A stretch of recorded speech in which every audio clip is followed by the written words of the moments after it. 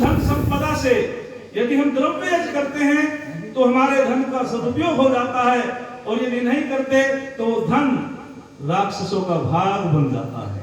तो मंत्र कहता है हमें देवता बनना है, राक्षस क्यों नहीं, देवता बनना है तो हमको अच्छे कर्म करने चाहिए, शुभ कर्म करने चाहिए। कहते हैं कि एक बार महाराजा दशरथ ने बहुत बड़ा यज्ञ किया, याग किया, और उसमें महर्षि उद्यालक भी पहुंचे जो यज्ञ के ब्रह्मा थे। तो ऋषिवर ने उनसे पूछा कि मैं पूछना चाहता हूं यज्ञ की आत्मा क्या है, यज्ञ का सार क्या है, यज्ञ का प्राण क्या है, यज्ञ का उद्देश्य क्या है, और सबका उद्देश्य पूर्ण क्यों नहीं होता। मैं ध्यान आकर्षित करना चाहता हूं भ्राता जगत सिंह जी का। तो 5 प्रश्न किए ऋषि ने। जो यज्ञ का ब्रह्मा था वो मौन हो गया।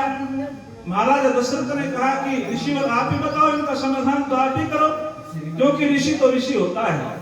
ऋष्यति गच्छति प्राप्नोति जानाति वासा ऋषि। कौन है ऋषि? अर्थात जो गमन कर लेता है, प्राप्त कर लेता है परमपिता परमात्मा को, जान लेता है प्रकृति को, उसे कहते हैं ऋषि। अर्थात ऋषि मंत्रों का दृष्टा होता है, जो मंत्रों की सिद्धि को प्राप्त कर लेता है उसे कहते हैं ऋषि।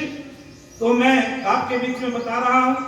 तो महर्षि उद्यालक ने जब इन प्रश्नों को दोहरा दिया तो उन्होंने उसे कहा कि ऋषिवर आप ही बताओ। तो ऋषिवर ने कहा यज्ञ की आत्मा स्वाहा। जो स्वाहा पे बहुत अच्छी व्याख्या आचार्य जी ने रखी। यज्ञ की आत्मा स्वाहा है, और यज्ञ का जो सार है वो सुगंधि फैलाना है। जो भी हम इसमें आहुति देते हैं तो वो समस्त वातावरण को सुवासित कर देता है, सुगंध युक्त कर देता है, और उससे हम बीमारी से बच जाते हैं।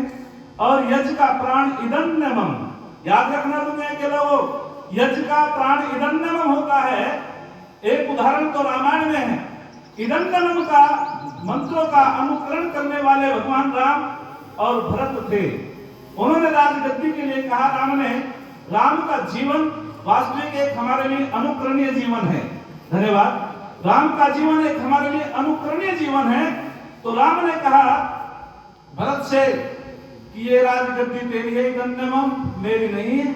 भरत ने कहा राजगद्दी तेरी इदन्नमम, मेरी नहीं है।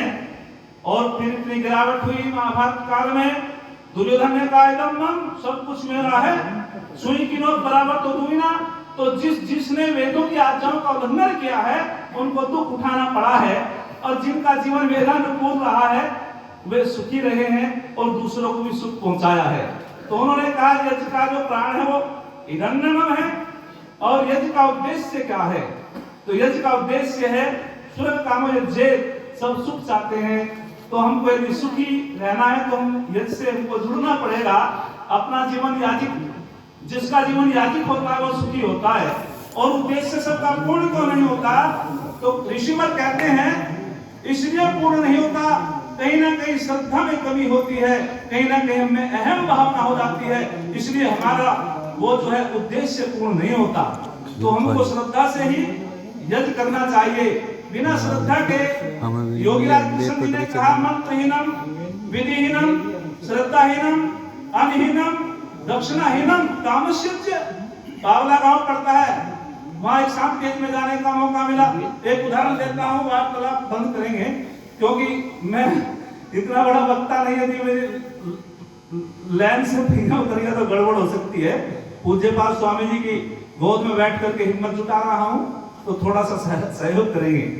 तो मैं आपके बीच में बता रहा हूँ, बावले गांव में जाने का मौका मिला, वहां शांति तेज हो रहा था। मैं भी बैठ गया, जाकर के कोई मंत्र नहीं बोला गया, और वे जो है एक माला सी ले रहे हैं, झोले में स्वाहा स्वाहा। मैंने कहा भैया कोई मंत्र तो बोलो आचार्य जी। तो उन्होंने कहा, मेरे कहने के बाद में मंत्र उन्होंने फिर भी नहीं बोला।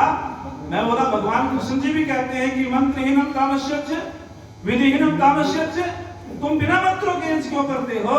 तो उन्होंने मेरे कहने के पश्चात रघुकुल रीत सदा चली आई, प्राण जाए पर वचन न जाई स्वाहा।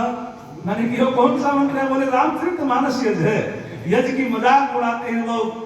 तो मैं आपसे बताना चाहता हूँ, योगीराज कृष्ण जी ने भी कहा कि जहाँ मंत्र बोले जाते हैं वही यज्ञ है, और जहाँ विधि से होता है वो देव यज्ञ है। तो हमको श्रद्धा से यज्ञ करना चाहिए।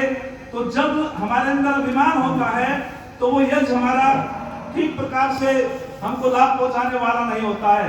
अभिमान श्रीमंते